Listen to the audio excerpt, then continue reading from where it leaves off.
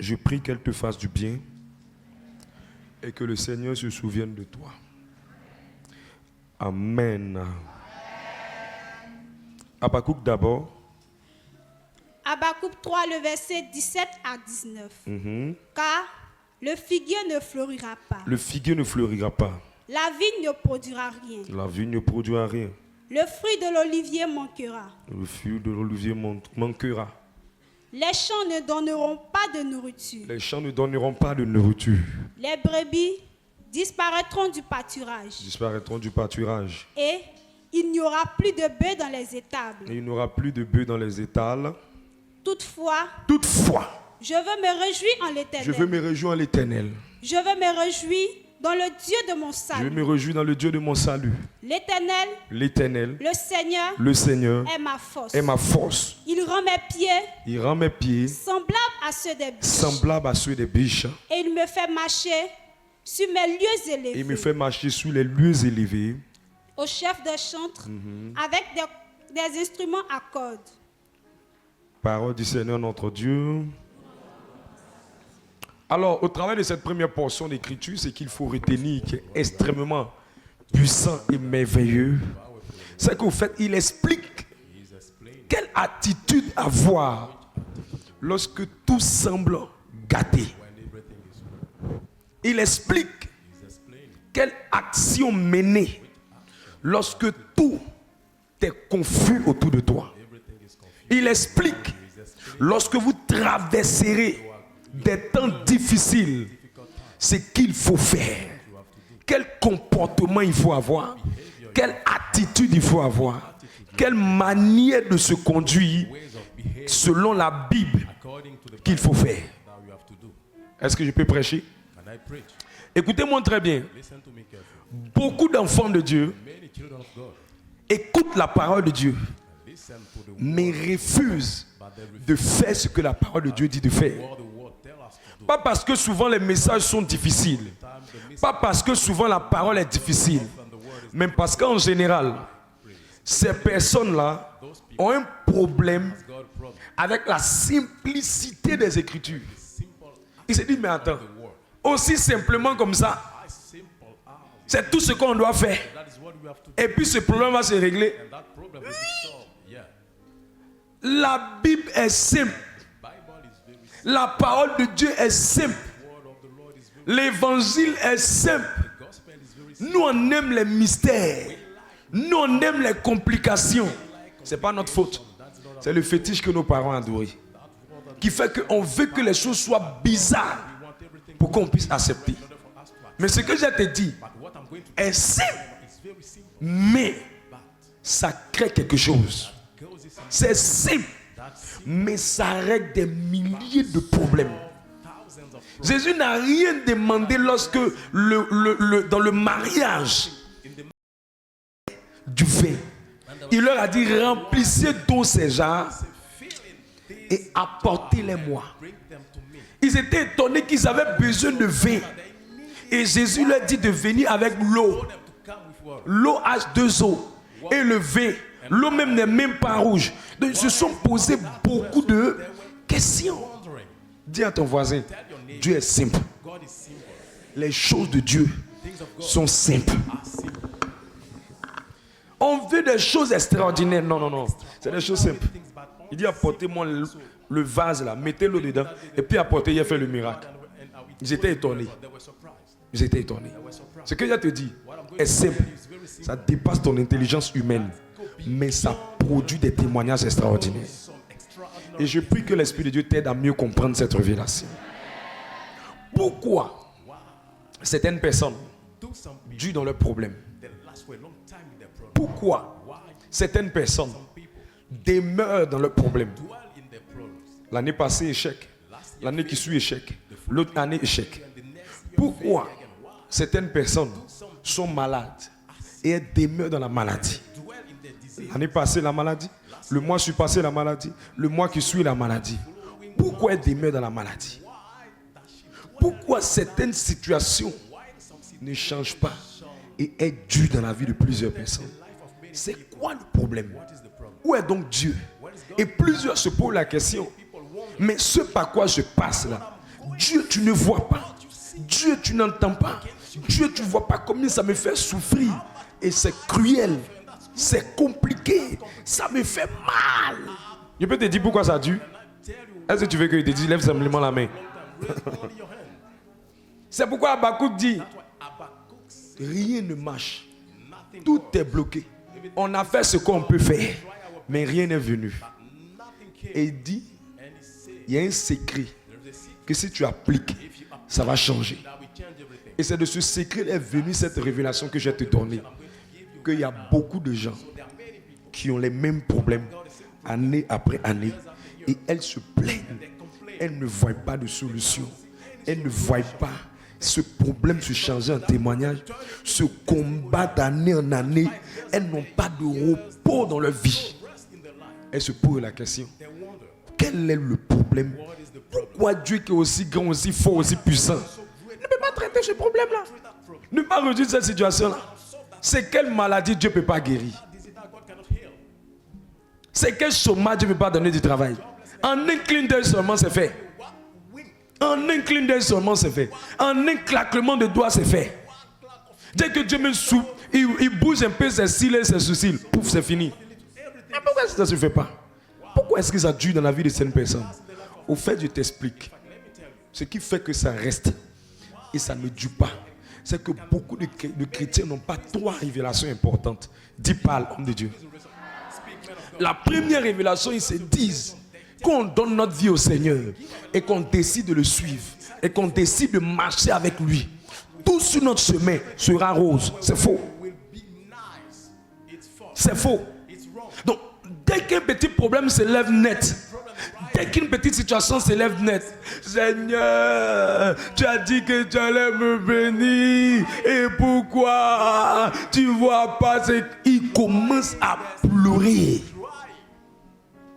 Parce qu'ils ne savent pas que les mêmes problèmes par lesquels eux ils sont en train de passer là, ceux qui voient devant eux là, ils sont aussi passés par là. Ils ne savent pas que les mêmes tentations, les mêmes attaques, les mêmes combats, même nous-mêmes qui pressons, on est passé par là. Ils ne savent pas que les mêmes choses, comme souffrance, ces mêmes souffrances-là, des gens avant eux sont passés aussi par là. Et comme ils ne savent pas, ils ne sont pas bien préparés à ça.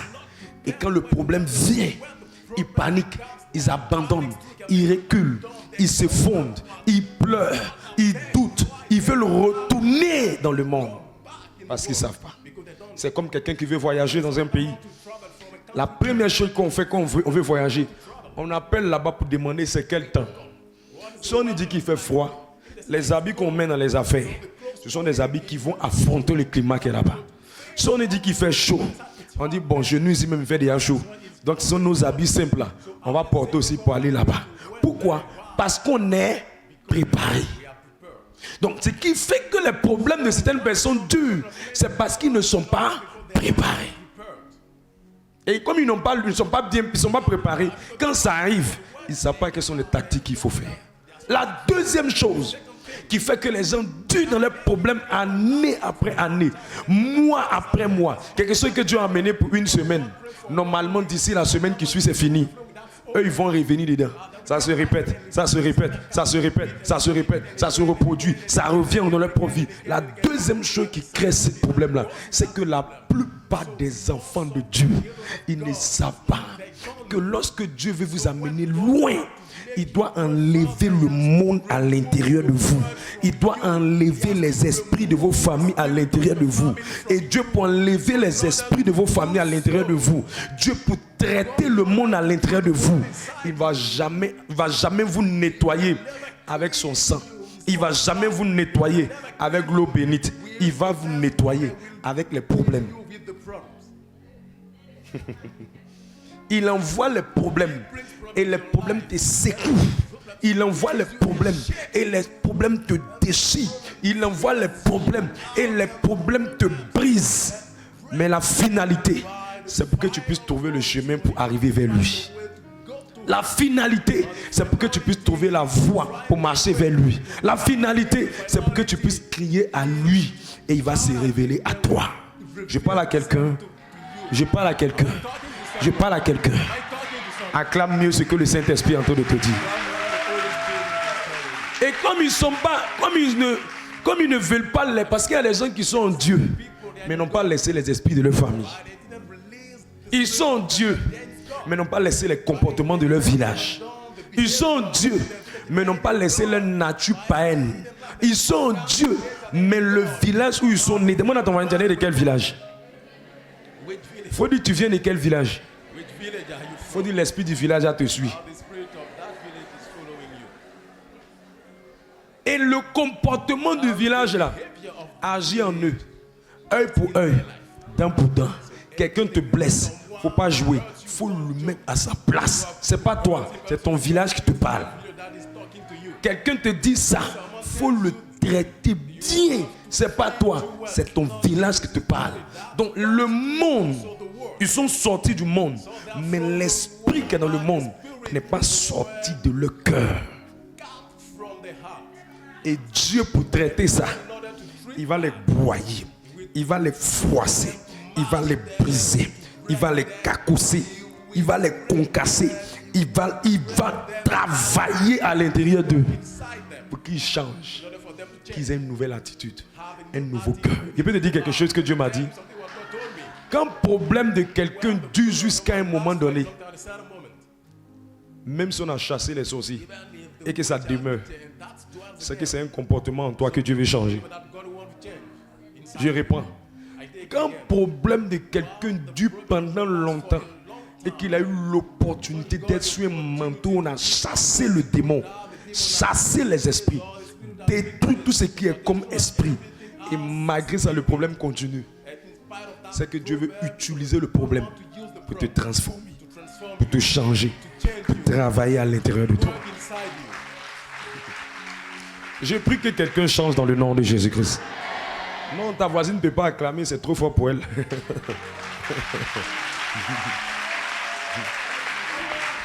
Est-ce que je peux pousser le message? Troisième révélation qui fait que les problèmes des gens durent, c'est qu'à un moment donné, Dieu veut changer leur attitude devant le problème. Et on va lire l'attitude qu'il faut avoir en 2 Chroniques. Allons-y. 2 Chroniques, le chapitre 20, versets 12 à 22. Lis ça très vite. 2 Chroniques 20, le verset 12 à 22. Ô notre Dieu, n'exerceras-tu pas ton jugement sur eux? Car nous sommes sans force devant cette multitude nombreuse. Nous sommes sans force devant cette grande foule. C'est-à-dire qu'il y a des gens qui sont nombreux sur eux. Qui s'avancent contre nous. Ils s'avancent contre nous. Et nous ne savons que faire. Ne savons que faire. Je t'ai dit, quand tu ne sais plus quoi faire, tu as prié, tu as fait tout ce que tu dois faire, mais ça ne change pas. Allons-y. Mais nos yeux sont sur toi. Dieu merci que eux, les yeux ne sont pas sur fétiche.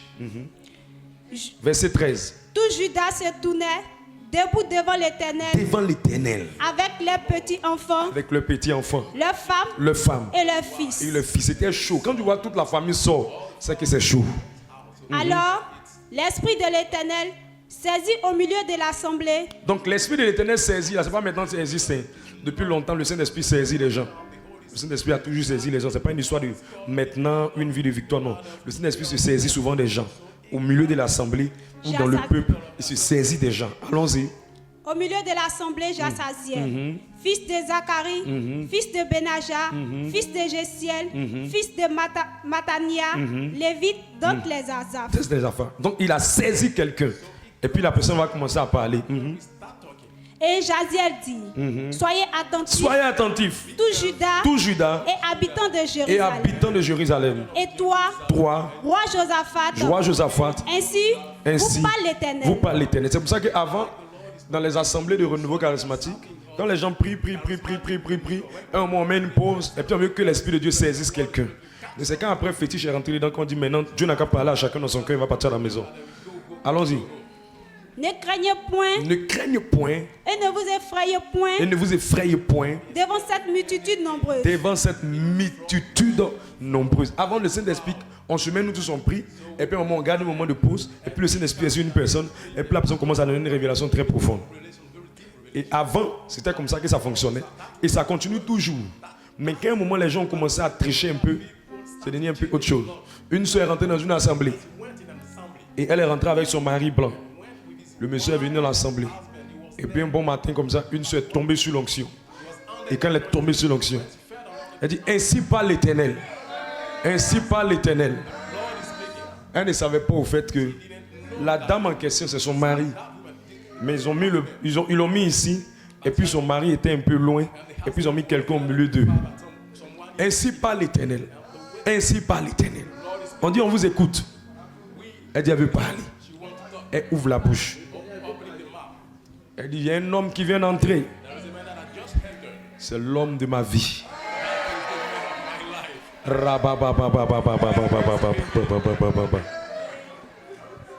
La soeur qui est venue avec son blanc là, elle a pris, il y avait puisqu'ils sont assis sur la même rangée et il y avait des gens au milieu. Donc quand elle a vu que la soeur a commencé à avoir révélation sur son blanc, elle a poussé sur elle, elle dit, elle a attrapé main de son homme. Elle dit, ainsi parle l'Éternel, c'est mon blanc. La prière est finie, ils sont sortis de la salle. Depuis ce jour-là, les gens ont commencé à dire ainsi parle là. Ils ont peur. Je prophétise que personne ne va te manipuler dans le nom de Jésus-Christ. Je prie que tout esprit de manipulation qui va entrer au milieu de nous, sa tête soit coupée dans le nom de Jésus-Christ. Allons-y, let's go. Car ce ne sera pas vous qui combattrez. Ce ne sera pas vous qui combattrez. Ce sera Dieu. Ce sera Dieu. Demain. Descendez contre donc, eux. Il explique que le problème, le combat là, c'est pas votre affaire, c'est une affaire de Dieu. Dis à ton voisin, quand le problème te dépasse, c'est Dieu même qui doit gérer ça. Dis voisine, quand c'est trop fort que toi, tu as fait tout, c'est Dieu même qui doit faire ça. Tu t'es maquillé, Marie vient pas. Collant, Marie vient pas. Tu fais photo, story, Marie vient pas. Tu fais tout, ça vient pas. Affaire là, faut laisser, c'est Dieu. C'est Dieu. C'est Dieu. Tu as étudié, tu as fait tout, tu as déposé tes dossiers. Travaille bien pas. Affaire est trop fort que toi. Faut laisser Dieu. Maladie, là, on a fait tous les traitements. On dit c'est ici, après on dit c'est ici, après on dit c'est ici, après on dit c'est ici. Tu vois maladie là bouger. Ma soeur, faut t'asseoir. C'est affaire de Dieu. Tu as frappé à toutes les portes. C'est fermé ici, c'est fermé là-bas, c'est fermé ici, c'est fermé. Même ceux qui tu comptais, qui t'ont dit qu'ils ne peuvent jamais te laisser. Et qui connaissent quelqu'un, qui connaît quelqu'un, qui connaît quelqu'un, qui connaît quelqu'un. Ils ont frappé au quelqu'un de quelqu'un de quelqu'un de quelqu'un. C'est arrivé vers quelqu'un qui dit que lui là, il ne peut rien faire. Ma soeur, ton affaire là, c'est Dieu. Quand c'est trop fort pour toi, c'est Dieu qui doit prendre le volant. Et il leur explique que c'est Dieu qui doit prendre le volant. Alors comment on va donner le volant à Dieu? Verset suivant. Le verset 16. Demain, descendez contre eux. Descendez contre eux. Ils vont monter par la colline de Titsi. Et vous les trouverez à l'extrémité de la vallée. Donc c'est la personne qui est en train de donner la révélation. On lui dit comment ils vont venir. Mais c'est Dieu qui a fait le palabre pour vous. Mais ils vont venir ici. Mais vous-même allez-y seulement. Allez-y seulement devant eux. Allons-y. En face du désert de Jériel. Verset 17. Vous n'aurez point à combattre. Vous n'aurez point. C'est-à-dire que tu as fait tout. Donc tu ne vas plus faire quelque chose. Tu n'as plus à combattre. Tu n'as plus à te battre. Tu n'as plus à te débattre. Tu n'as plus à lutter. Il faut aller seulement. Il faut t'asseoir. Présentez-vous. Présentez-vous. Tenez-vous là. Tenez-vous là. Et vous verrez. La délivrance que l'Éternel. La délivrance que l'Éternel. On n'a pas dit l'homme. C'est l'Éternel lui-même. Vous accordera. Je prophétise qu'à la sortie de ce temps de prière, quelqu'un rentre dans une délivrance où on dira que c'est le doigt de Dieu. Ça là, c'est pas l'homme. Ça là, c'est pas l'homme. Ça là, c'est pas l'homme. Ça là, c'est pas l'homme. Reçois ça. Allons-y. Juda et Jérusalem, ne craignez point et ne vous effrayez point. Demain, Sortez à leur rencontre. Sortez à leur rencontre. Et l'Éternel sera avec vous. Sera avec vous. Verset 18. Josaphat s'inclina le visage contre terre. Il s'inclina le visage contre terre. Et tout Juda. Et tout Juda. Et les habitants de Jérusalem. Et les habitants de Jérusalem. Tombèrent devant l'Éternel. Tombaient devant l'Éternel. Pour se prosterner en sa présence. Pour se prosterner en sa présence. Les Lévites, dont les fils de Kehatite et dont les fils de Koréette se levèrent pour célébrer d'une voix forte. D'une voix forte. Et ôte l'Éternel. Et ôte l'Éternel. Le Dieu d'Israël. Le Dieu d'Israël. Le lendemain, il se mit en marche de grand matin. Il se mit en marche de bon matin. Pour le désert de Tekoa. Pour le désert de Tekoa. À leur départ. À leur départ. Josaphat se présenta et dit. Josaphat se présenta et dit. Écoutez-moi. Écoutez-moi. Judas et habitants de Jérusalem. Judas et habitants de Jérusalem. Confiez-vous en l'Éternel votre Dieu. Confiez-vous en l'Éternel votre Dieu. Et vous serez affermis. Et vous serez affermis. Confiez-vous en ses prophètes. Confiez-vous en ses prophètes. Et vous réussirez. Et vous réussirez. Puis, d'accord avec le peuple. D'accord avec le peuple. Il nomma des chants. Il nomma des chanteurs. Qui, revêtus d'ornements sacrés. Revêtus d'ornements sacrés. Pas de langue badjo. D'ornements sacrés. Et marchant devant l'armée. Et marchant devant l'armée. Célébrant l'Éternel. Célébrant l'Éternel. Et disait. Et disait. Louez l'Éternel. Louez l'Éternel. Car sa miséricorde. Car sa miséricorde. Dure à toujours. Dure à toujours. Verset 22. Au moment où l'on commençait à monter dans les champs. Les chants et les louanges. L'Éternel plaça une embuscade. L'Éternel plaça une embuscade. Contre les fils d'Ammon. Contre les fils d'Ammon. Et de Moab. Et de Moab. Et ceux de la montagne de Séir. Qui étaient venus contre Juda. Et il fut battu. Je vois tes ennemis être battus dans le nom de Jésus-Christ. Je vois tes adversaires être humiliés dans le nom de Jésus-Christ. Est-ce que je peux parler maintenant? Écoute, chaque fois que tu vois un problème durer, le gars là, il prend de l'âge, mais le domaine du travail ne vient pas. Ses affaires, ça ne prospère pas. La fille là, tu la vois, elle est en train d'aller vers 40 ans. Mariage ne vient pas. Le gars là, tu le vois, il est en train de vieillir dans la maison de ses parents. Et rien ne change. Ce qui fait ça, ce qui le maintient dans le problème, ce qui le fait durer dans la situation. En plus des deux raisons que j'ai données. La troisième raison, c'est parce que le monsieur là, il se plaint beaucoup. Il se plaint beaucoup. Montrez-moi quelqu'un qui est permanemment en train de se plaindre. Je vous montre quelqu'un, son problème va être collé comme ciment. Je vous montre quelqu'un qui est tout en train de se plaindre. C'est compliqué.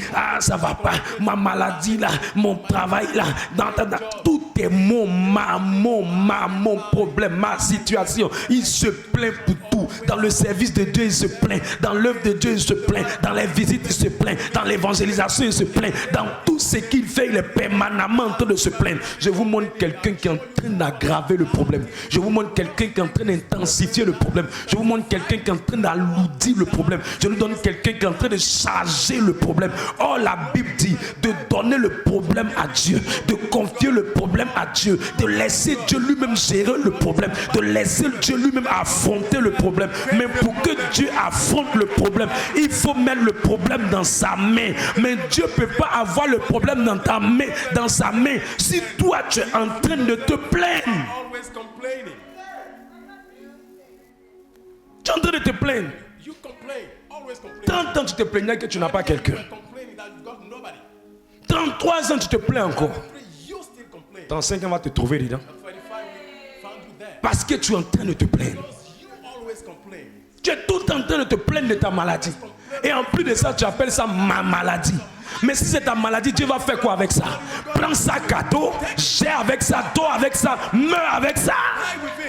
ma maladie, mon problème de foyer, mon problème de mariage, mon problème de travail, mon problème de temps, c'est mon problème. C'est pour ça que toi et ton problème, vous êtes collés, cimentés, vous formez une seule chair. Et les gens qui se plaignent sont des gens toxiques. Tu vas être là, toi tu n'as même pas pensé à ça. Mais eux sont tellement toxiques qu'ils vont commencer à te regarder. Ah mon frère, depuis là il y a des choses qu'on n'a pas encore. Hein. Tu n'as pas encore ceci. La personne n'a même pas encore pensé à ça. Mais il va commencer à te faire voir le mauvais côté de la situation. Mais il ne va pas te présenter le bon côté de la situation. La deuxième cause, dans le même cas de ce groupe qui dure, ce sont des gens qui sont tout en train de pleurer et paniquer pour le même problème. Le même problème, ils paniquent. Et le même problème, ils pleurent. Point oui, point non, ils pleurent. Écoute, Dieu n'est pas ému par les larmes. Dieu est ému par la foi. Ce qui fait bouger Dieu, ce n'est pas le nombre de fois que tu as pleuré. Ce qui fait bouger Dieu, c'est le nombre de fois que tu as crié à lui. Si pleurer devait changer la vie des gens, tes larmes là, si ça remplit une barrique d'eau, je te dis, ça ne changera rien de ta vie. Pour tout tu pleures, pour tout tu pleures. Mon mari veut me laisser, je ne trouve pas de travail. Tu trouves travail encore, tu es au travail là-bas. Un petit problème s'est passé à ton patron. Mon patron, il est compliqué, qui m'a envoyé dans ce travail-là. Je vais partir ailleurs. C'est quoi ça?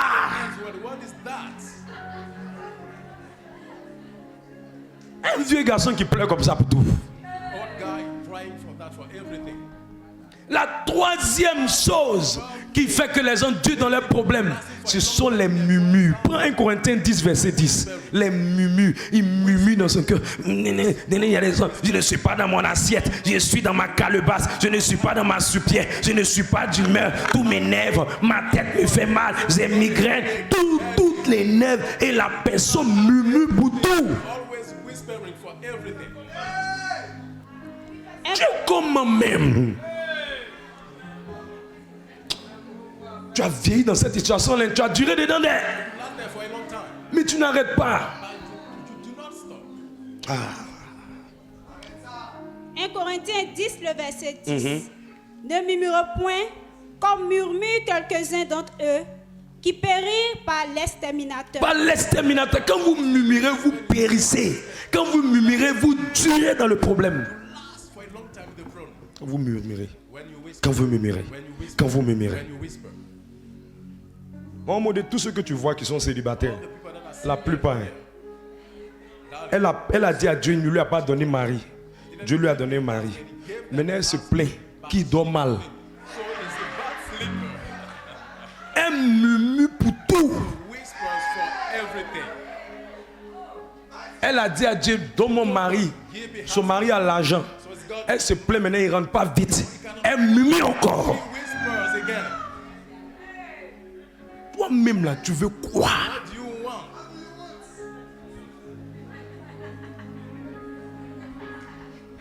Et ça fait que la situation se dégrade. La situation se dégrade. La situation se dégrade. Parce que tu es tout en train de murmurer.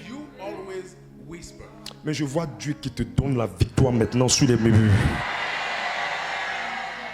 L'autre attitude à ne pas avoir, c'est l'attitude du peuple d'Israël. Exode 14, verset 9.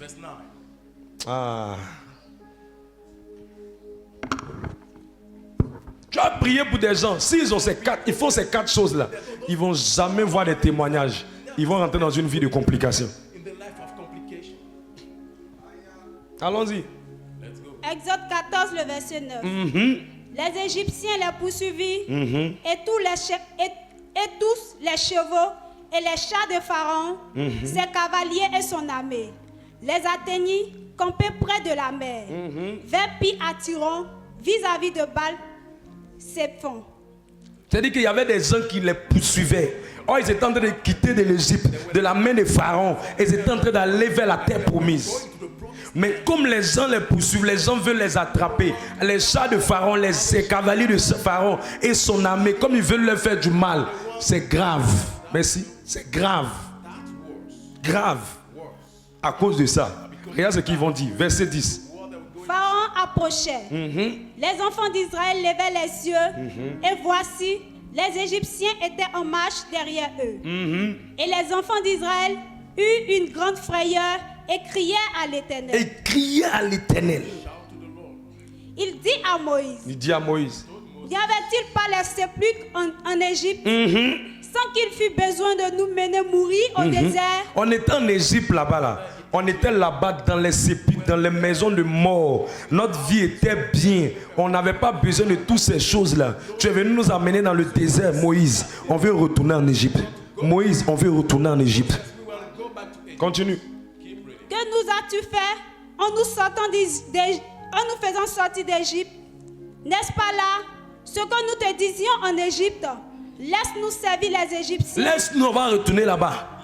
Car nous aimons mieux servir les Égyptiens que de mourir, au désert. Ça veut dire quoi? Ils sont en train de dire à Moïse, Moïse, c'est mieux, on va retourner dans le monde. On va retourner dans le péché. On va retourner vers les anciens gars. C'est trop compliqué. On est rentré dans l'affaire de département. Vous nous avez dit servir Dieu. On est rentré dans servir. Vous nous avez dit évangéliser. On est rentré dans évangéliser. Vous nous avez dit prêcher. On est rentré dans prêcher. Vous nous avez visité. On est entré dans visitation. Jusqu'on a dépassé visitation même. Mais depuis là, rien ne change. Laissez-nous sur nos petits gars. Laissez-nous sur nos petits gars. Concubinage est mieux.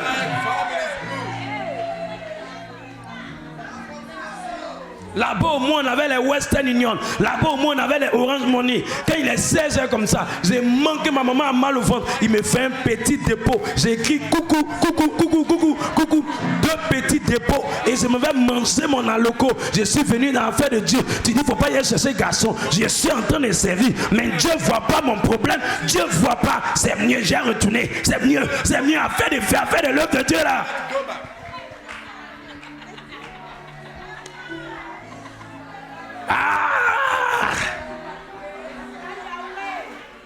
On dit viens, on va servir Dieu. Oh.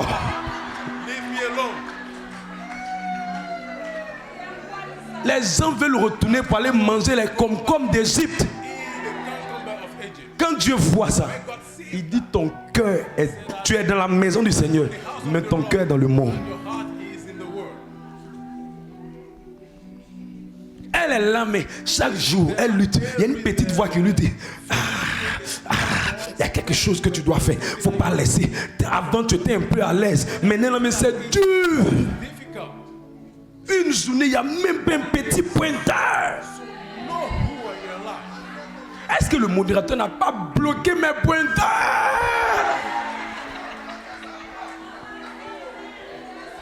Je suis fatigué. Et tu vois la personne se plaindre de son service. Ce n'est pas le service qui te fatigue. C'est le problème par lequel tu passes qui te fatigue. Ce n'est pas évangéliser le problème. Ce n'est pas visiter le problème. Mais c'est la situation qu'elle traverse. Soit elle n'a pas de travail, soit elle n'a pas de mariage, soit c'est difficile pour elle. À cause de ça, elle se plaint du service. Ça me fatigue, c'est un peu loin, c'est pas loin. C'est le problème là qui te remue. C'est le problème. Il veut retourner dans le monde. Il veut retourner là où ils étaient. Ils ne veulent même plus venir à la prière. Ils ne sont plus prêts. Ceux-là, ça dure. Parce que Dieu dit, toi là, tu n'es pas encore prêt. Il dit aux anges, augmentez le volume. Augmentez le volume. Sinon elle va partir. Ça sert. D'autres même veulent relâcher. D'autres même veulent plus entendre parler de toutes ces choses. Ils veulent retourner. Ça les maintient dans le même problème. Que le Saint-Esprit vienne en aide à quelqu'un. La dernière attitude à ne jamais avoir qui maintient les gens, c'est qu'il y a des gens, quand Dieu ouvre un peu, il ouvre un peu, ils ne savent pas dire merci pour les 5 pains de poisson. Parce qu'au lieu de regarder ce que Dieu a fait, au moins il t'a donné 5 pains de poisson. Ils sont en train de regarder à ce que Dieu a dit qu'il est sur le point de faire. Donc ils oublient ce qu'il a fait pour se plaindre pour ce qu'il n'a pas encore fait. Est-ce que je parle à quelqu'un? Est-ce que je parle à quelqu'un? La porte, ça pouvait être petit. Au lieu de bénir Dieu pour petit, pour que le petit devienne beaucoup, ils ne regardent même plus le petit. Ils se plaignent pour ce qu'ils veulent, qui n'est pas encore arrivé, alors qu'ils ne savent pas avec Dieu.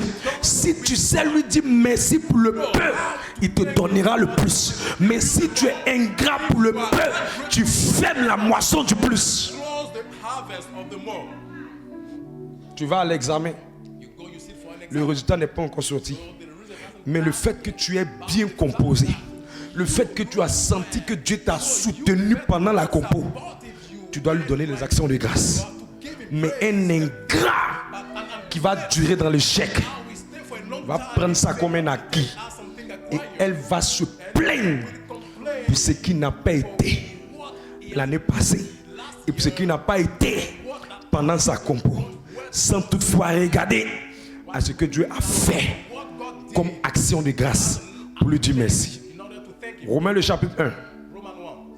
Est-ce que je prêche à quelqu'un Jésus? Est-ce que je prêche Jésus à quelqu'un? Dis à ta voisine, tu vois pourquoi tu as duré dans ton problème là. Romains le chapitre 1 verset 19 à 24. Tu es tellement ingrate.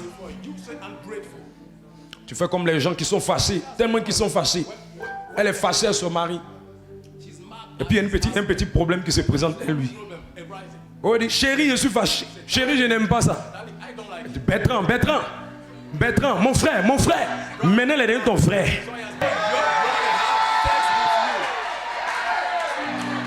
Bertrand, je t'ai dit qu'il n'aime pas. Tu m'as jamais donné 5 francs. Ça là, c'est collègue qui fait ça. Parce que la personne n'est plus reconnaissante pour ce qu'il a fait du peu. Elle se plaint pour ce qu'il n'a pas fait à l'instant, en oubliant ce qu'il a fait hier. Allons-y. Romains le chapitre 1, 19. Romains le chapitre 1, le verset 19 à 24. Car ce qu'on peut connaître de Dieu est manifeste pour eux. Dieu le leur ayant fait connaître. En effet, les perfections invisibles de Dieu, sa puissance éternelle et sa divinité se voient comme à l'œil depuis la création du monde, quand on les considère dans son ouvrage. Qu'on les considère dans son ouvrage. Continue. Ils sont donc inexcusables. Verset 21. Puisque ayant connu Dieu, ils ne l'ont point glorifié comme Dieu. Et ne lui ont point rendu grâce. Mais ils se sont égarés dans leurs pensées. Et le cœur, sans intelligence, a été plongé dans les ténèbres. Verset 22. Se vantant d'être sages. Et ils sont devenus fous. Verset 23. Et ils ont changé la gloire du Dieu incorruptible en image représentant de l'homme corruptible, des oiseaux, des quadrupèdes, des reptiles. Verset 24. Qu'est-ce qui va leur arriver? C'est pourquoi Dieu les a livrés à l'impureté selon les convoitises de leur cœur, en sorte qu'ils déshonorent eux-mêmes leur propre corps. Pourquoi? Parce qu'ils n'ont pas rendu grâce à Dieu. Et il explique ici que tout ce que Dieu veut faire de grand, ça va commencer tous dans une forme qui n'est pas finie. Ça va ressembler un peu. Ça ne sera pas totalement. Mais si tu sais dire merci pour les 5 pains de poisson, les 5 pains de poisson vont nourrir 5000 personnes. Si tu sais dire merci pour le fait qu'il ait commencé un peu, le peu va devenir plus. Si tu sais dire merci pour l'aide qu'il t'a apporté au départ, le départ va apporter l'accomplissement. Si tu sais dire merci parce qu'il t'a gardé en vie, c'est que ce qui se prépare pour toi est plus grand que ce que tu es en train de faire. Mais comme tu ne sais pas dire merci, il dit je vais te livrer à ton impureté, à la méchanceté de ton cœur, et je ne ferai plus loin. Tu vas rester dans le même problème. Homme de Dieu, quel est le secret pour changer les déserts en verts pâturages, les eaux amères en eau douce? les montagnes en opportunité, les défis en bénédiction. C'est de louer le Seigneur, c'est d'adorer le Seigneur, c'est de célébrer le Seigneur.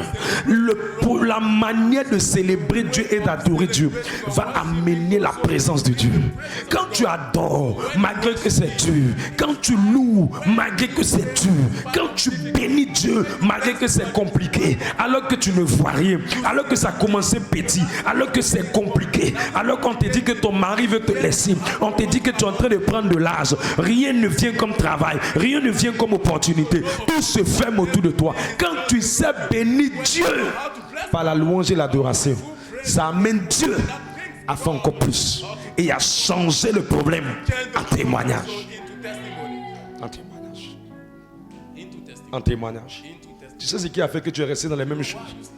Tu ne sais pas bénir le Seigneur. Ce qui me fait mal, tu te plains jusqu'à Dieu par sa miséricorde fait. Mais la manière dont tu le loues là, c'est inférieur à la manière dont tu te plains. Pourquoi? Pourquoi? Quand tu demandais, tu parlais beaucoup. Maintenant, quand il s'agit de le louer, tu dis merci petit. Pourquoi? Pourquoi? Quand ça n'allait pas, tu pleurais. Mais maintenant qu'il a commencé à faire, tu es incapable de lui rendre grâce. La meilleure manière d'amener la présence de Dieu au Seigneur, je mets mon problème en tes mains, c'est de louer Dieu et d'adorer Dieu par la foi.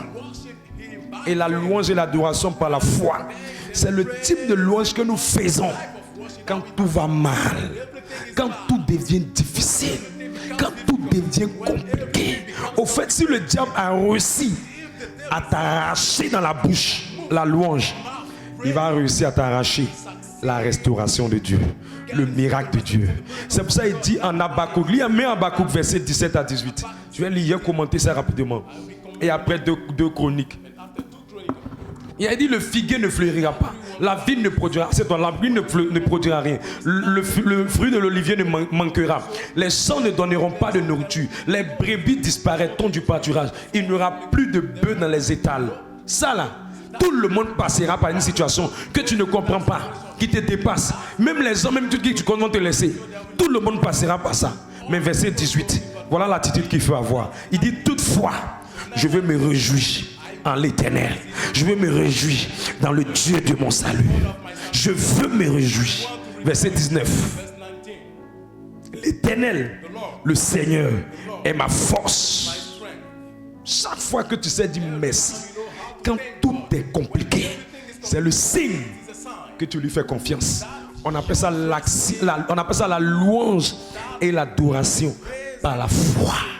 Sinon, quand tout va bien, tout le monde va dire merci, plus ou moins. Mais quand c'est chaud, il faut lui dire merci, il faut le bénir, il faut le célébrer. C'est la condition pour que le problème ne revienne pas. Tout ce que vous voyez, puis les problèmes reviennent. Il ne dit, dans les problèmes, c'est permanemment les plaintes, les pleurs, les blessures, les frustrations. Leur visage se serre, ils sont contre Dieu, ils s'effacent avec Dieu. Mais ils sont là devant tout le monde, on les voit, on dit, oh, elle fait pitié, elle fait pas pitié. Hein. Et tu voyais ce qu'elle a dans son cœur. Si elle pouvait maudire Dieu, elle allait maudire le Seigneur. Mais elle ne connaît pas le vrai secret. C'est un style de vie de louange. Il n'y a pas quelqu'un qui était combattu comme David. David allait lui demander. Saül voulait le tuer, mais il bénissait le Seigneur. David, les Amalécites voulaient le tuer, mais il bénissait le Seigneur. David, les Philistins l'ont combattu, mais il bénissait le Seigneur. David, ses propres enfants voulaient le tuer, mais il bénissait le Seigneur. Dans toutes ces choses, David n'a jamais arrêté de donner louange et gloire au Seigneur par la foi, parce qu'il disait, c'est pas en pleurant, c'est pas en criant, c'est pas en me plaignant, c'est pas en murmurant que ça va changer. Ce qu'il faut faire, c'est de bénir Dieu, c'est de louer Dieu, c'est de célébrer Dieu, c'est d'adorer le Seigneur, c'est de donner la gloire à Dieu. Et comme tu ne sais pas le faire, comme tu n'as pas l'habitude de le faire, les mêmes circonstances reviennent dans ta vie. Les mêmes choses se reproduisent dans ta vie. L'année passée, tu as perdu ta grossesse. Tu es devenu triste. Tu étais misérable. Comme si l'enfer est tombé sur toi. le même problème est revenu. Pourquoi, homme de Dieu, pourquoi c'est arrivé? Simplement parce que ton cœur n'a pas laissé le problème. Ton cœur n'est pas guéri du problème. Mais homme de Dieu, pourquoi les mêmes choses arrivent? Parce qu'on ne peut pas mettre un vin nouveau dans de vieilles outres. Ton cœur est fatigué. Et toi-même, quand tu parles, quand on te demande il y a quoi, tu dis je suis fatigué. Tout est bloqué dans ma vie. Je suis fatigué. Je suis fatigué. Au fait, toi-même, tu dis que ta vie là, c'est une vie fatigue. Mais tu ne sais pas que les enfants de Dieu là, c'est parce qu'ils sont fatigués qu'ils viennent vers Jésus. Mais toi, au lieu de mettre ça dans les mains de Jésus, tu mets ça dans les mains de la plainte. Pour que Dieu soit au devant de ton problème. Ce que Dieu te demande, c'est de le louer. C'est de l'adorer. C'est ça qui fait qu'on dit que tu es un adorateur. Pourquoi Moïse tenait le peuple? Pourquoi Moïse accompagnait le peuple? Alors que le problème, lui aussi, ça le dépassait. Mais qu'est-ce qui a donné la force à Moïse? C'est pas Moïse qui était passé aussi par le désert. Et dans le désert, Moïse avait compris que ce n'est pas dans mes plaintes que le problème a changé. Mais c'est en m'accrochant à Dieu. Dans la louange, dans l'adoration. Pendant que tes ennemis veulent que tu pleures, toi, tu te réjouis. Tu mets des chants de louange, tu danses, tu vas dans ta chambre, tu mets des chants d'adoration, tu adores. Tu dis même si je ne comprends pas, même si c'est plus fort que moi, l'Éternel est vivant, l'Éternel est puissant, il est merveilleux, il est glorieux, il est le lion de la tribu de Juda. On te regarde, on dit mais attends, toi là, ce problème-là ne te fatigue pas. Tu dis vous ne savez pas, si je passe mon temps à me plaindre, ça ne va rien changer. Israël s'est plaint 40 jours. Est devenu 400 ans, 430 ans dans notre version. Et on pleurait pour durer 400. Et puis bénir Dieu pour qu'il reste dans 40 jours. Il préfère quoi? C'est mieux, il le réjouir. C'est mieux, il le bénir. C'est mieux, le célébrer. C'est mieux, il l'adorer. C'est pourquoi ton opportunité de travail voulait venir. Une bonne entreprise voulait travailler avec toi. Mais quand on ne t'appelait plus, quand tu n'avais plus de nouvelles, tu as paniqué. Tu as commencé à être triste. Ça a changé tes humeurs. Tu ne veux plus rire avec quelqu'un. Tu ne veux plus saluer quelqu'un. Tu parles mal aux gens autour de toi. Tu es devenu désagréable envers les gens. Tu as une collègue qui ne dit pas son nom. Tu sais pourquoi? C'est parce que tu n'as pas appris à louer. Sinon, si tu as loué vraiment et tu as adoré vraiment, ce qui me plaît quand on adore et quand on loue, quand c'est difficile, ce qui me plaît, c'est que ça fait, il peut te dire, pour faire ça guérit toi-même ton cœur. Ça guérit toi-même ton cœur. Et quand ça guérit ton cœur là, si ça a bien guéri ton cœur, normalement tu as pleuré. Si ça a bien guéri ton cœur, tu as pleuré. Mais quand tu as fini de pleurer là, façon tes larmes ont coulé là, je te dis la vérité. Quand tu vas te lever de ce problème là, tu auras la force sur le problème. Et tu ne vas plus jamais encore revenir en arrière. Parce que tu as triomphé sur le problème en louant Dieu au cœur de cette situation. C'est que le diable te fait faire. Il veut te garder dans l'amertume. Tu es devenu froid. Il veut te rendre malade, misérable, bizarre. Il faut refuser ça.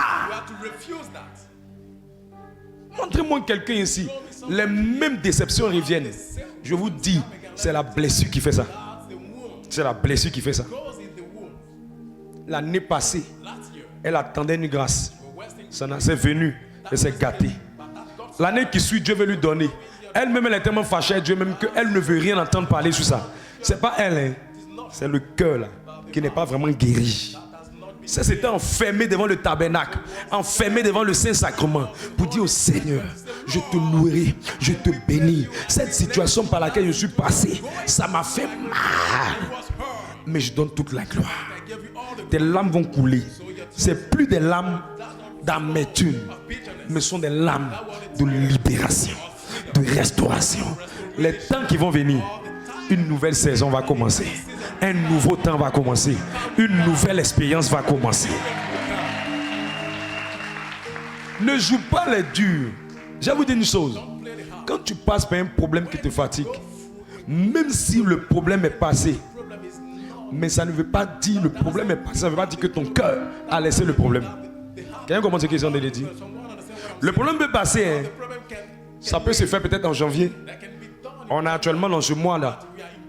Le problème peut être passé en juin. Le problème peut être passé, par exemple, en janvier. Mais ton cœur a toujours les blessures du problème en janvier. Donc nous, on voit ton cœur, on se dit, c'est un nouveau cœur. C'est pas un nouveau cœur. C'est un cœur amer. Et la plupart de ce type de personnes, la même chose, quand l'opportunité va se présenter encore dans sa vie, elle va revivre encore le même problème. Et elle va revivre encore la même déception. On va dire, mais pourquoi elle a laissé ça, non?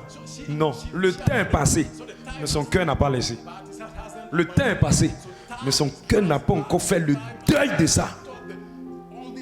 C'est pour ça qu'un parent meurt, un échec à un concours, une déception en affaires, une trahison.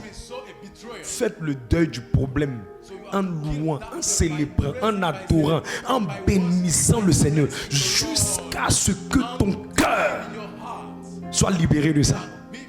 Pour que quand tu parles du problème, tu ne parles plus avec tristesse, mais tu parles du problème avec joie. Ça te fait rire même. Parce que tu es content. Tu dis, oh ça là. Non. C'est que Dieu est passé par là. Mais si Dieu n'est pas passé, le problème là, quand on dit le nom du problème en même temps, tu es paniqué. Tu es paniqué. Tu es triste. Tu as mal. Quand tu vois quelqu'un qui échoue un concours, elle repasse le même concours. On pense que c'est une nouvelle onction qui est venue. Mais Satan va l'attaquer avec la blessure qu'elle a connue. La blessure de l'échec passé. Et quand elle s'est rentrée de composer, elle a peur. La peur qu'elle manifeste, ça, c'est pas une peur qui vient de... C'est pas une peur naturelle, c'est une peur qui vient de la déception qu'elle a connue. Et on pense que c'est un nouveau cœur, c'est une nouvelle personne. Mais son cœur n'a pas changé. C'est pour ça que Dieu, quand il voulait changer la vie de Saül, il a changé son cœur. Est-ce que tu as vraiment laissé la déception que tu as connue? Est-ce que la mort de ton père, tu l'as vraiment digérée? Est-ce que la mort de ta mère, tu l'as vraiment digérée? Est-ce que le dernier gourmet que tu as connu, tu l'as vraiment digéré?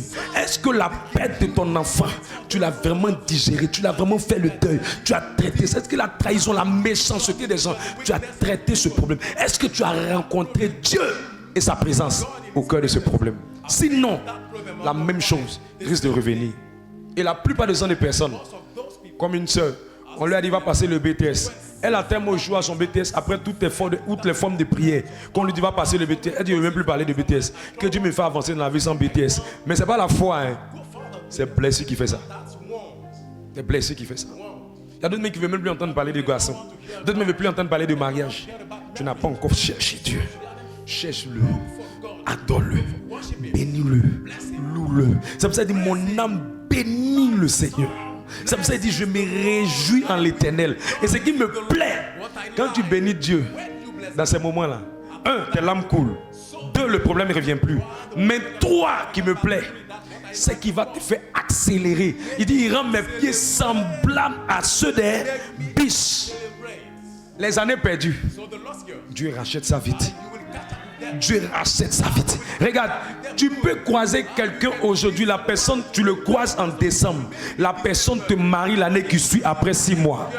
Dieu est capable de ça.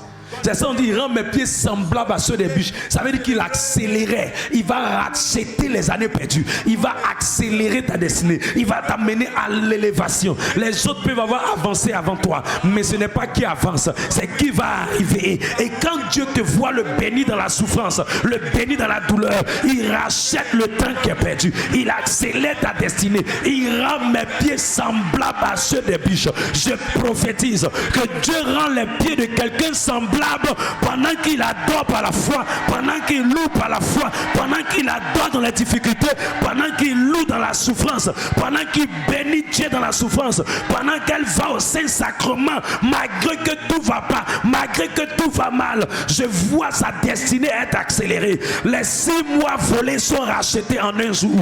Les 10 années perdues par la méchanceté des gens sont rachetées en moins d'une journée. Un seul jour, Dieu essuie tes larmes. Un seul jour, Dieu rachète le temps perdu. En un seul jour, Joseph a rencontré 13 bénédictions. Il a rencontré petit Pharaon. Il a rencontré la royauté. Il a reçu un véhicule. Il a reçu une gloire. En une seule journée, 13 bénédictions sont arrivées. Je vois quelqu'un qui va louer, quelqu'un qui va adorer. Et Dieu te donne de rattraper le temps qui est perdu. Tu me dis un amen, je te parle. Hey! Je sens des gens qui vont accélérer le temps perdu. Dieu me dit de dire à quelqu'un, quelle que soit la longueur de la nuit, le jour finira par se lever. Dieu me dit de dire à quelqu'un, c'est lui qui s'appelle le temps. Tu as l'impression que tu es en retard, mais je te dis une seule chose, une seule entreprise ne va pas te payer un salaire. Il y a ce qu'on appelle un salaire, il y a ce qu'on appelle une rémunération. Dieu ne va pas te donner un salaire, Dieu va te donner une rémunération. Une rémunération, c'est qu'on te donne tout ce qui est comme avantage que tu n'avais jamais eu depuis des années. Je vois Dieu accorder cette grâce à quelqu'un. Je vois Dieu soutenir une personne. Je ne sais pas qui t'a trahi, mais je dis les mêmes personnes qui t'ont trahi, ce sont elles qui viendront te dire, est-ce que tu peux m'aider, est-ce que tu peux me soutenir. Je te dis que ce qui arrive est plus grand que ce que tu as vécu. Les méchants qui se sont moqués de toi vont voir la gloire de Dieu sur ta vie. Toi adore-le, toi loue-le, toi bénis-le. C'est compliqué, continue de venir à la prière, continue de venir l'adorer, continue de venir le bénir, continue de venir le célébrer. Le diable va essayer de vouloir t'arracher ta joie, Toi qui avais la joie de vivre, ils vont vouloir rendre ta vie amère, ta vie misérable. Je refuse ça. Toi qui étais une jeune fille joyeuse, partout tu marchais, on dit oh c'est les varies, et partout tu riais, tu étais joyeuse, tu avais une vie paisible, tu avais une vie tranquille, mais depuis un certain moment, à cause de cette situation, tu es devenue misérable, bizarre, froide, nonchalante, abattue, abasourdie, et tu n'as plus la joie de vivre, tu n'as plus le sourire aux yeux. Quand on te voit, on a l'impression que tout est gâté dans ta vie, mais je viens dire à cette même personne qu'un temps nouveau s'élève. Le lion de la tribu de Juda est en train de mettre sa lumière sur toi dans cette saison. Je te dis, il rend mes pieds semblables à ceux des biches. Il rend mes pieds semblables à ceux des biches. Il me tient dans les lieux élevés. À un moment donné, quand Dieu te met, il te donne les pieds semblables à ceux des biches. La biche, elle ne marche pas, elle court et elle va plus vite même que les lions. Je vais dire à quelqu'un, les gens peuvent aller vite, mais Dieu est en train de rendre tes pieds semblables à ceux des biches. Il va te faire aller plus vite. Il va te faire aller plus vite. Il va te faire aller plus vite. Il va te faire aller plus vite. Il va te faire aller plus vite. Il va te faire aller plus vite. Il va te faire aller plus vite. Regarde, une seule opportunité. Tu rencontres un tonton lundi, une seule opportunité. Il dit mais voilà le jeune homme que je cherchais depuis pour travailler avec lui. Mon entreprise, il y a pratiquement près de 19 entreprises. Je cherchais quelqu'un pour faire de lui mon homme de main. C'est la personne que j'ai trouvée. En une seule rencontre, le même jour, tu es embauché. Le lendemain, tu es un véhicule de service. Les jours qui suivent, quelque chose de glorieux vient dans ta vie dans le nom de... Je vais dire à quelqu'un, peut-être que tu as eu beaucoup de marchés qui ont tapé poteau, mais tu ne sais pas ce que Dieu te réserve. Quand Dieu vient le dernier, c'est pour que ton cri soit le plus grand des cris des autres. C'est pour que tu sois le dernier cri de ta génération. Un seul marché, pas deux. Dieu n'a pas besoin de deux choses. Dieu a besoin d'un seul marché. Un seul marché dans ton domaine peut te faire aller plus vite que tu ne pensais arriver. Il n'y a pas de retard avec le Dieu que nous servons. Seulement loue-le. Seulement attends-le. Arrête de pleurer. Et quand les pleurs veulent venir, fais tout pour ne pas pleurer devant les hommes. Va pleurer devant ton Dieu. Il arrivera que tes larmes vont couler, mais ne laisse pas que ça tombe devant les hommes.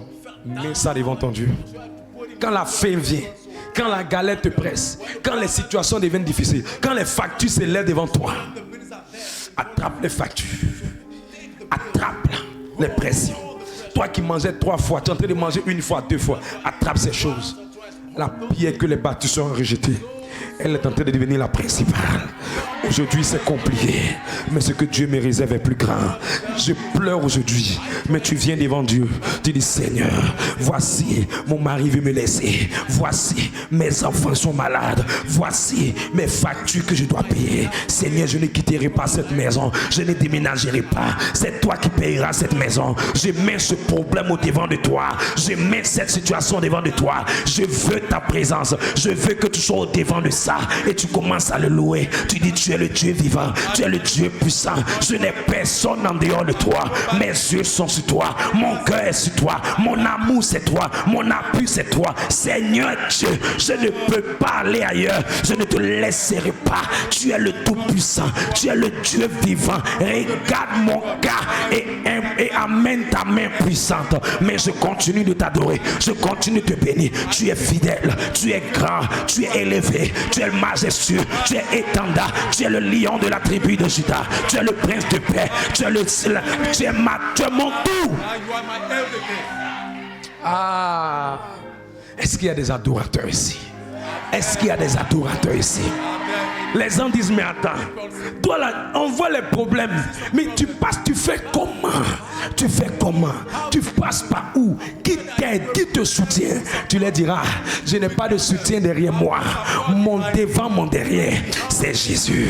On dit, mais attends, pendant que tu es en train de louer, tu es en train de préparer une opportunité. Un bon matin, tu es là, ton téléphone sonne, on t'appelle, on dit, madame, votre dossier a été accepté dans une entreprise et tu vas, c'est une opportunité que tu saisis. J'appelle un changement dans la vie de quelqu'un. J'appelle une restauration dans la vie de quelqu'un. Acte 16, verset 25. Les pieds de Paul étaient liés. Ses mains étaient liées. Tout était difficile. Il ne peut pas soulever le pied. Parce que s'il soulève les fers de prison, les verrous de prison, les chaînes vont le déchirer. Quand il veut essayer, ça le déchire. Quand il veut bouger la main, ça le déchire. Mais il était vers le milieu de la nuit. Chacun passera par une situation qu'on appelle le milieu de la nuit. Là en ce moment, il n'y a pas modérateur là-bas. Il n'y a pas berger là-bas. Il n'y a pas mes soeurs en Christ là-bas. Tout le monde, tu vas leur expliquer. Ils vont dire qu'ils ne comprennent pas ce que tu es en train de vivre. Mais vers le milieu de la nuit, loue Dieu, bénis Dieu. Même les prisonniers vont t'entendre. Ils vont dire, est-ce qu'elle n'est pas folle? Ses pieds sont liés, rien ne va pour elle. Son enfant est malade, les choses sont compliquées. Mais elle dit non, je vais louer encore. Verset 26. Shabbat. Tout à coup, ce que j'aime, quand on commence à louer, ça ne met pas le temps comme la prière. La prière, les anges viennent un peu. Mais lorsqu'on loue, c'est Dieu lui-même qui fait un tout à coup. Pendant que tu es en train de louer, si c'est au carrefour la vie, tu loues, le tout à coup peut arriver au carrefour la vie. Si c'est sur une paroisse, tu loues, le tout à coup peut arriver sur la paroisse. Si tu es dans une chambre que tu loues, le tout à coup peut arriver dans une chambre. Mais tu regardes le problème et tu lui dis, tu ne me feras pas pleurer, tu ne me rendras pas triste. Je vais célébrer mon Dieu, je vais bénir mon Dieu, je vais adorer mon Dieu. Tu ne me rendras pas triste, tu ne changeras pas mes humeurs. Je refuse, je bénis le Dieu vivant. La Bible dit que pendant qu'il louait, il se fit un grand tremblement de terre, en sorte que les fondements de la prison furent ébranlés. Au même instant, toutes les portes s'ouvrirent et les liens de tous les prisonniers furent rompus. Ce qui me plaît, quand tes problèmes durent et que Dieu ne réagit pas et qu'il attend la louange et l'adoration et que tu lui donnes la louange, tu lui donnes l'adoration, tu le célèbres, tu le bénis. Ce qui s'ouvre, ce n'est pas une porte, c'est toutes les portes. Je vais dire à quelqu'un, toutes les portes vont s'ouvrir, toutes les portes vont s'ouvrir, toutes les portes vont s'ouvrir. Toi tu le louais pour le mariage, mais Dieu va pas ouvrir seulement le mariage, il va ouvrir le travail, il va ouvrir les affaires, il va ouvrir la santé, il va ouvrir les activités, il va ouvrir les relations, il va ouvrir les connexions, il va ouvrir le visa. Toutes les portes de ta destinée, toutes les portes dans tes affaires, toutes les portes dans ta carrière, toutes les portes vont s'ouvrir. Je commande à quelqu'un, pendant que tu es en train de louer, c'est plusieurs portes qui vont s'ouvrir. Et les liens de tous les prisonniers furent rompus. Regarde, souvent tu es en train de lutter dans la louange, dans l'adoration. Tu penses que c'est pour toi seul. C'est pas pour toi seul. Tu vas aider d'autres personnes. Il y a d'autres personnes qui vont sortir de la situation par ton canal. Il y a d'autres personnes qui vont sortir de là. Les membres de ta famille, les collègues de travail, les gens autour de toi, les hommes qui n'avaient plus d'espoir en toi. Tu es en train de payer le prix pour toutes ces personnes. Je vois les liens se briser dans la vie de quelqu'un. Est-ce que nous pouvons poser la main sur notre cœur? Je demande à l'Esprit de Dieu de guérir les cœurs des gens. Il faut que ce passé-là, tu le laisses. Il faut que tu regardes une nouvelle expérience. Dieu te réserve quelque chose de nouveau. Mais les blessures ont mis la peur dans ton cœur, ont mis la panique dans ton cœur. Tu n'es pas encore bien guéri. Tu n'es pas encore bien guéri. Non, non, non, non, non. C'est pas normal. Waouh.